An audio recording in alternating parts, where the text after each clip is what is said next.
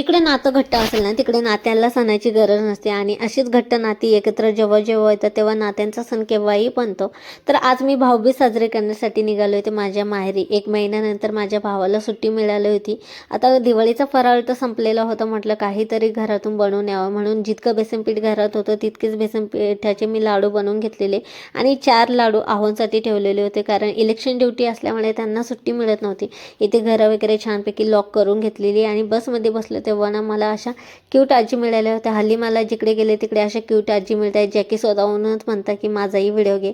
म्हणून या आजीचाही छोटंसं क्लिप घेतलेली आणि खूप छान गप्पा मारत आलो त्या आजीसोबत. आम्ही घरी आलो तेव्हा माझी छोटी बहीण आलेली होती. तिचंही मस्तपैकी स्वागत केलेलं. आमचा बिट्टू आहे, छोटंसं बाळ आहे तिचं आणि खूप क्यूट आहे ते. आता घरी आल्यावर मस्तपैकी स्वयंपाकाला लागायचं होतं. आम्ही तिघी बहिणी मिळून स्वयंपाक केला. मी चपात्या केल्या होत्या आणि ही माझी पाठची बहीण आहे, तिने पनीरची भाजी बनवली होती.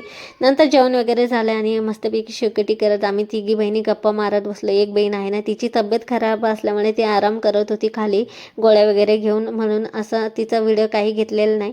चला मग भेटू नेक्स्ट व्लॉगमध्ये. बाय.